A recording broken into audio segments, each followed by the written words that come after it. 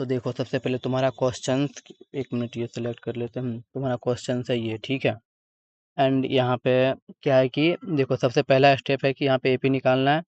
तो first term है 7, ठीक है। और यहाँ पे सेकेंड टर्म है 10 1/2। तो इसका सॉल्व करने के बाद तुमको आ जाएगा 10.0, ठीक है। ये तो तुमको पता ही होगा कि कैसे आएगा, ठीक है। एंड फिर उसके बाद कॉमन डिफरेंस सी डी हो गया तुम्हारा 7। तो क्या कहते हैं, 10.5 को माइनस करना है 7 से, तो आ जाएगा 3.5, ठीक है। एंड फिर तुम्हारा लास्ट टर्म हो गया 84। अब तुमको सब कुछ पता चल गया। ए इजकल टू यानी फर्स्ट टर्म 7, एंड फिर d equal to 3.5, and l equal to last term 84। अब देखो सेकेंड स्टेप में क्या है कि ये फॉर्मूला लगाना है। ए नाइन इजकल टू, और उसके बाद क्या कहते हैं, A plus N minus, sorry ए9 नहीं, A N equal to A plus N minus 1 into D, ठीक है। तो अब यहाँ पे जो भी जहाँ पे है अपना बैठा देना है तुमको। जैसे ए एन के जगह पे 84 होगा, ए के जगह पे 7 होगा, एन माइनस 1, एंड डी के जगह पे 3.5 होगा, ठीक है। अब देखो 7 इधर है प्लस में, इधर आने के बाद माइनस हो जाएगा, ठीक है। तो यहाँ पे हो जाएगा तुम्हारा 77।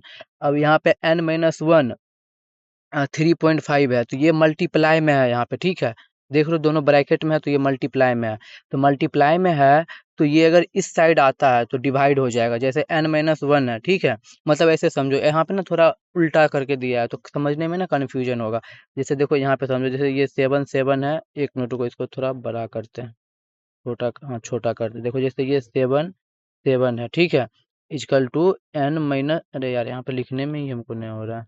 जैसे तुम इतना समझो ना, जैसे यहाँ पे ये लिखा हुआ है ना यहाँ, तो तुम इतना समझो कि इधर 7 है, इजकल टू इधर क्या कहते हैं, यहाँ पे इजकल टू हो गया।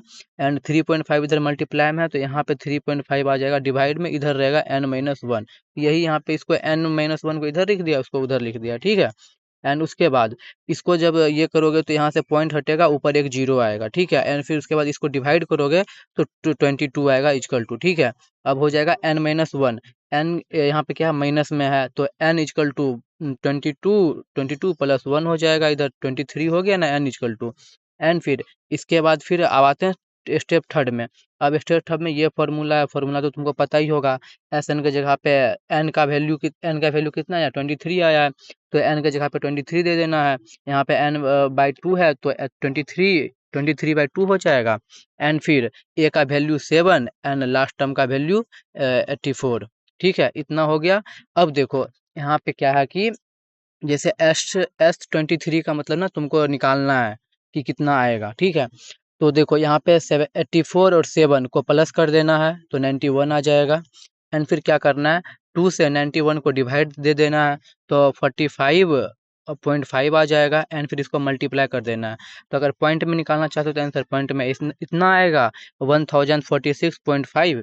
और इसको इसी को ये क्या कहते हैं, ऐसे निकालना चाहते हो तो 1 पॉइंट, देखो ये 1000 मतलब 1046 ये हो गया।